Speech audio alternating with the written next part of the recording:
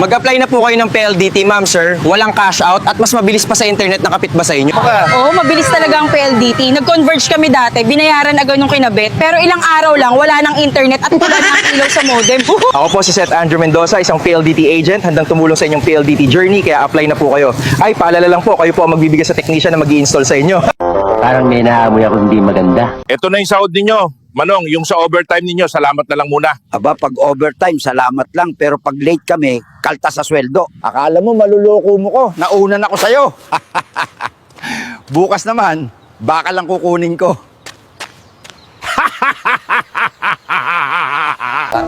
Direktor, sa papel lang natin gagawin ang flood control na to. Wala nang itatayo. Maganda. 100 milyon ng pondo, pero ide-declare natin na tapos na.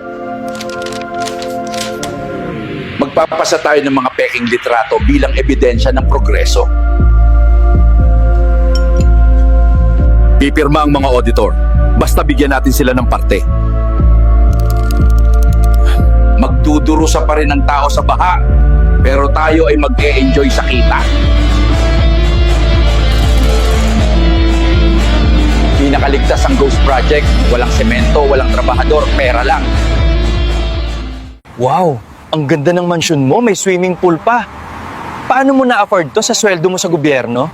Kita mo yung highway na yun, 10% niya napupunta sa akin. Wow! Ang iyong mansyon ay mas ingrande pa at mayroon ka pang 40 na mamahaling sasakyan at swimming pool. Paano mo nabayarin ang lahat ng ito? Nakikita mo ba yung tulay na yan? Wala akong nakikitang tulay. Sakto. Ito na po, Manong, ang sahod ninyo. Yung sa overtime nyo, pasasalamat na lang po muna. Aba, pag overtime, salamat lang. Pero pag late kami, kaltas sa sweldo. Akala mo, maluloko mo ako. Nauna na ako sa'yo. Bukas naman, baka lang kukunin ko. Ito na pala yung resulta ng proyekto namin. Ayuda lang katapat ng mga tao. Yun na lang ibibigay namin. Boss, nakahanda na po yung mga ayuda natin. Sige, ipamigay na yan sa mga nasalanta ng baha para matakpan ang kasalanan natin. TST ka ba? Oo, Manila Boy Pinoy Locos. Swerte, TST. Magaling bumembang. Tayo na. Oh, ang lalim ng mga lubak. Dapat nilang ilagay ang mga kurakot na opisyal ng gobyerno dito at gulungan ng steamroller. Dalhin dito ang mga taong pinangalanan sa mga kaso ng korupsyon. Itatapon ko sila sa malalaking bitak na ito para mabawasan ang mga buhaya sa gobyerno. Kayo ay isang kahihiyan. Ate Virgie, hindi naman sa nagre-reklamo ko, ha? Next time pa, bawasan ang asin ng luto mo. May UTI kasi ako. Bakit ladybug ang tawag sa akin? Eh hindi naman ako bug. Beetle ako, beetle. Pare, iniwan ng tao yung pagkain. Makala ko jackpot na. Pero pagbalik ko kasama ang tropa, wala na. Naprank ako, nagalit silang lahat. Guys, sobrang sakit ng likod ko. Hindi na kaya ng simpleng hilot. Kaya nilibre ako ni Comikis ng masahe. Dahil gurang ka na, di natatalabang efficacy sa sakit ng likod mo. Pagod ka na sa buhay? Mag-relax. Magpapison de masahe. Tapos lahat ng problema. Kuya, pa-repair na tong cellphone ko pero walang sira yan, ayaw lang mag-open. Kung walang sira yan, wag mo pa repair, lintik ka. Kumusta repair? Zero pa. Yung back job? Ayun, refund na. Kuya, nabasa cellphone ko. Binabad ko na sa bigas. Ayaw na mag-on. Niluto mo na din sana. Tapos na po. Wala nang account. Sinalpak mo lang sa computer, 500 na agad. Ha? Hindi yan ganun lang. Kuya, magkano papalit ng glass? Doon mo sa kabila pagawa, mura doon. What the fuck? Pare, sobra tumal ngayon. Magsardinas na lang muna mamaya. Oo nga pare, tumal wala na naman ako pang tagay nito. Kuya, eto na cellphone ko, wag mo kahoyan. Wala pong kahoy sa loob niyan. Kuya, yung pinagawa ko sa'yo, bigla na lang ayaw mag-open. Nabasa pala. Di ka nagsasabi ng totoo. Kuya, ikaw na mag-ayos nitong cellphone ko. Pinalitan ko LCD na order ko. Pagbalik ko ayaw na mag-on. Sa sunod, pag hindi alam tamang proseso, huwag gawin. Doble gastos yan. Kuya, yung pinakabit ko sa'yo na battery na in-order ko, mabilis malubat. Sabi ko kasi sa'yo, huwag mo ipakabit gan. Kayo nag-order niyan. Kuya, yung pinakabit kong LCD sa'yo, bakit ang labo? Ano ginawa mo dyan? Klase, in-order mo online tapos sa akin ka magre-reklamo. Kala ko maganda yan. Kuya, paayos na to, nabasa. Saan po nahulog ang baho? Sa CR po sa bowl. Ay, wala kami pyesa. Kuya, patingin nito kung ano sira. Wala ako tiwala dyan, sa iba tayo. Kuya, hindi naman ikaw may-ari niya, huwag mo pakialaman. Kuya, magkano binayad ng asawa ko sa labor? 500 kasama kabit. Ano? Kasama pa yung kabit niya, yung sexy ba at malaki dede? Kuya, kukunin ko na yung pinaayos ko. Ito yung resibo. Isang taon na to, ma'am, ngayon mo lang naisipan kunin. Ngayon ko lang nahanap yung resibo. Kuya, pa-check. Sira ata charging pin. Sira na po, papalitan na pero bubuksan ng unit. Ayaw ko pabuksan, pero palitan mo. Hindi ako magician. Kuya, nagre-repair ka ng Samsung, di ba? Opo, Ganyan sa picture, ayaw umandar eh. umalis ka dito, baka hindi kita matadya. Kuya, yung dinikit mo LCD natanggal. Baka nahulog. Tibayan mo kahit second floor malaglag, hindi kakalas. Tape mo, paikot kahit ibato mo. Dennis Kaya nga pala ng Ghost Project Fighter, kasama ko si Wowgin. I invoke my self-incrimination in your honor.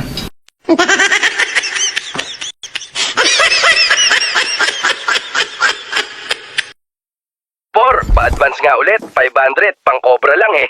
Lumang style na yan. Magsasyabu ka lang. Aray ko, bistado na. Paldo na naman. Scatter ka talaga, hayop ka. Ken, may kilala ka bang chick sa Riwa, ha? Paldo ako ngayon. Naku lolo, madami tayo riyan. Regular o premium?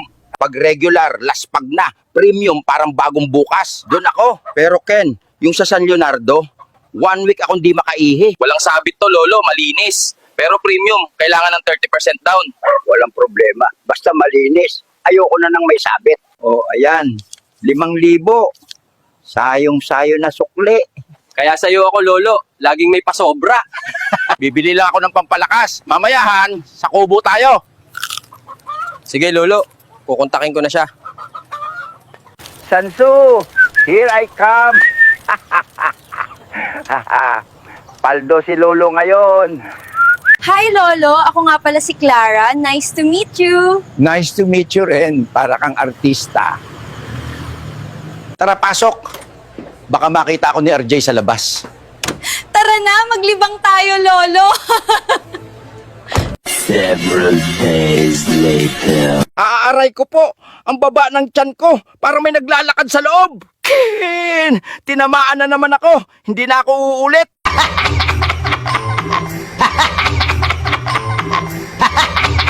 Kuya, pwede mo ba akong ihatid sa bayan? Wala akong masakyan. Oo, sakay ka.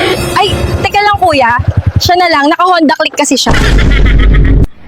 Aray ko.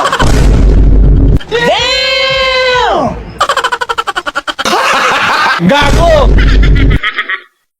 Mga tropa, ako si Jabol, siga ng kanto, hari ng tsinelas. Ngayon, papasok na sa Flip Blast. Panoorin nyo ko paano ako maging kampyon.